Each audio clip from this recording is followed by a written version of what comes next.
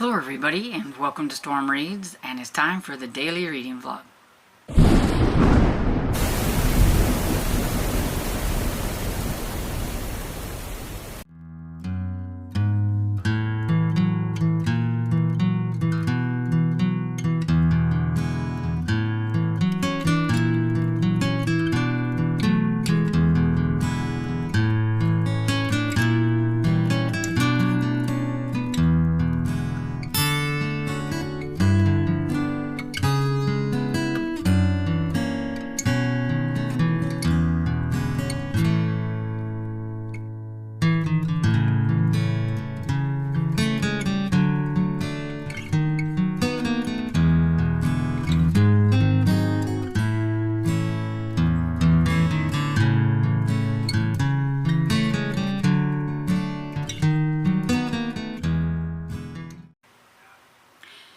So, good afternoon everybody. It is a little after 12. Well, actually, it's almost 1 o'clock. And so I thought I would get on here. We made it out. The lane is very, very messy. And it's just going to get worse as the snow melts. And then that's when it gets really bad, because then we have the mud and everything. And sometimes we have a hard time getting out. Everything, but right now it's fairly cold, but it's definitely better. We are climbing. I think it's about 16 or 17 degrees outside. The feels like is probably about 8. The high today was supposed to be 30. We'll see if that happens because it hasn't got there yet. But it's definitely warmer than the last few nights. So we are climbing. Thank goodness. And everything, and so we got to go out, and Dad got to get his Hardee's, and then we went to Walmart and got some things that we needed. Like, Dresden was almost out of food. I was like, man, I hope we get out of here soon, because my little baby needed some food. And so that and everything, and so I thought I would just kind of pop on here real quick and kind of update you a little bit. So book-wise, I did not read on Tasmanian Tangle last night. I think I needed a break from this whiny little thing here and everything. So I did read a little bit on Black Horse Tavern. This one, I'm on chapter 3 now, which these are really quick chapters. So I'm only on page 34. And her plan, what she found out from the colonel and everything, and her stepfather about a raid on a certain place did pan out. They were able to, the rebels were able to get their guns and everything out before they were ambushed there, and so that was successful. This man has asked her to marry her again, and she still said no and everything, because she thinks because I think he's wealthy, comes from a wealthy family, and so she thinks because she was a convicted felon's daughter that she's not worthy. But her mother, when she died, said that she needs to find the cylinder, that there was something in the cylinder, and also kept telling her that she's always a lady. Don't forget, you're always a lady. No matter what you have to do, you're always a lady. So I'm wondering if whatever's in that cylinder is like information about like who she is. Maybe she's like, you know, a nobility type lady or something. Like she's an actual lady. And everything, like there's something there. Maybe her stepfather's been telling her that her father was a convicted felon. Maybe he's not. I don't know. So we'll find out, I guess. And I read a little bit more in Cinderella After Midnight, and this one, Aunt Gabriella is quite a piece of work. I still haven't got to the end of the first chapter, because I think the first chapter is like 28 pages, and I'm on page 18. But pretty much Elena's just talking, you know, just kind of letting everyone know in her thoughts, I guess, of what Aunt Gabriella is, and like how pretentious she kind of is, and She's like one of those rich older ladies who thinks that she takes the center of attention when she walks into the room. And so she feels bad for Elena not being married yet, and she's at 22 and things, and that her giving her this vacation is her way of letting her have the spotlight, shall we say, because her Aunt Gabriella won't be there to take the spotlight away from her. She's a piece of work. And her aunt's getting married again, and obviously the man that she's marrying doesn't really want this 22-year-old staying with them. So I think she's wanting her to find a man and get married so that she don't have to worry about her. Elena would rather have a career. She's like, can't you just give me some money to like take some training, you know, and I can go and do something, secretarial or whatever. But no, that is beneath them. Aunt Gabriella will not handle. No, she is not going to be working. She's going to find a husband instead. So she's wanting to send her on this 3-month trip abroad and to this place where I'm guessing all the bachelors are, and she will not have her aunt there taking the spotlight away from her. So, that aunt's a piece of work, but yeah, so.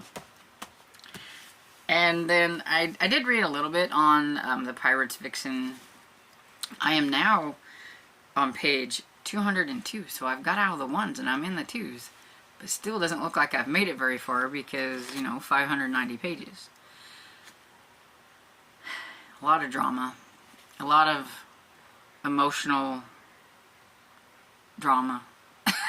That's about it. It's, I don't know.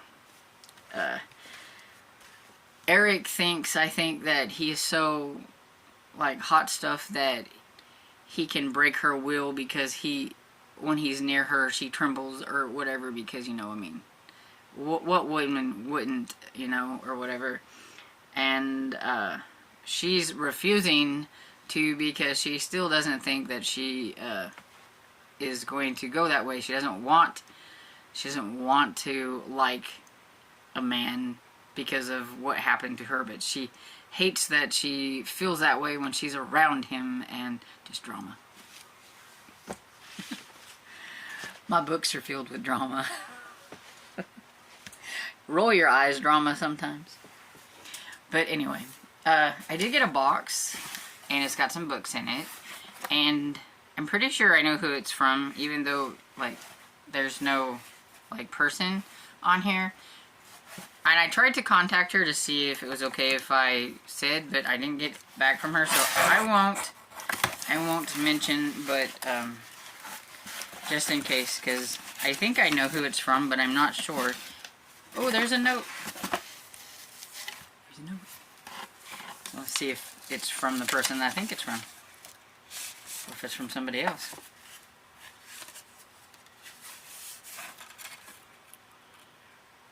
Yep. It's from the person I thought it was. Good. Okay.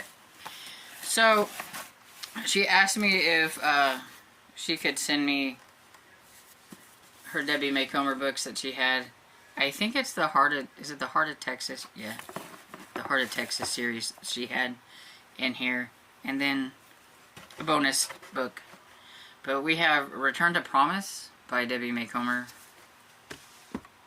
And Lonesome Cowboy. And I don't think I have any of the Heart of Texas, so I was like, sure. And these are really nice, so. Lone Star Baby.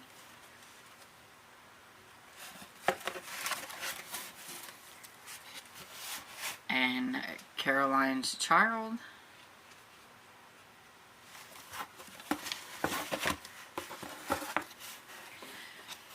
Texas Two-Step.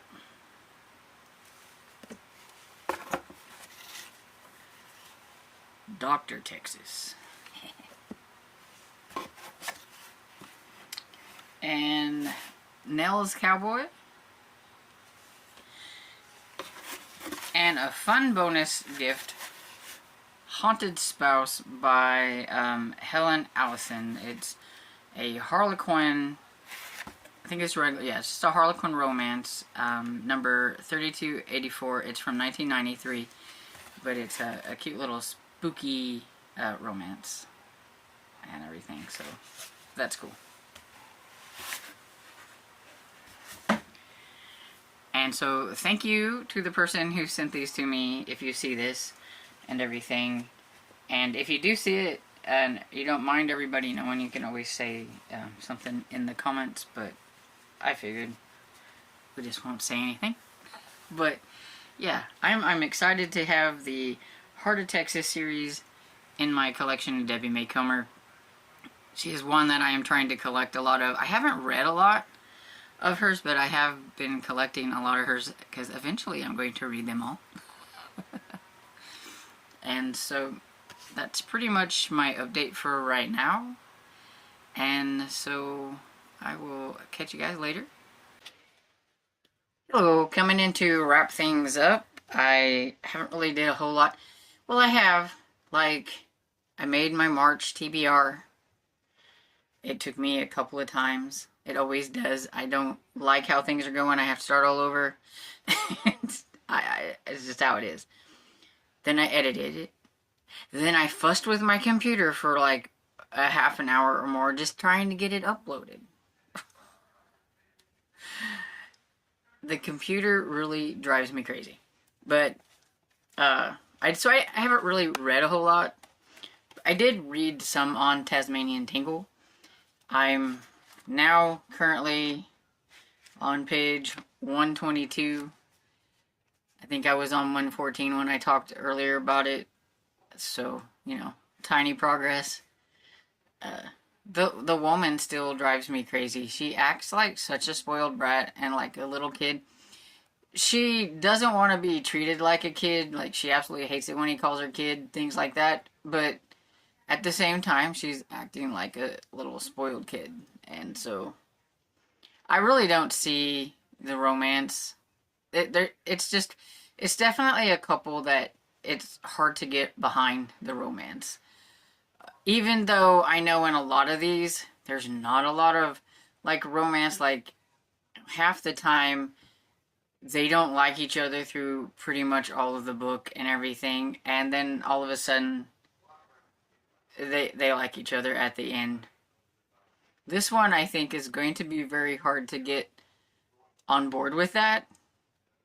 So, I think what helps and what makes me enjoy this is talking to you guys about it. So, thank you. At least you make it fun when I get to chat about it and kind of make fun of the characters or whatever it is as I'm going. I have listened to 34% of Eclair in Present Danger. I forgot to mention that earlier. That I started it, I actually started it last night. I said last night I was going to start it today, but I did start it last night. And then I listened to a little bit of it today, so I'm about 34% into it. And so I'll probably continue to work a little bit on that tonight and then finish it up tomorrow, because I do need to have it done before Sunday, or at least by Sunday, 3 o'clock my time. So, and everything. So yeah, we'll do that. But yeah, that's pretty much all I have to report for this clip. And so hopefully you enjoyed this video, and if you did, please give it a thumbs up and subscribe, and I will see you all in the next video. Bye!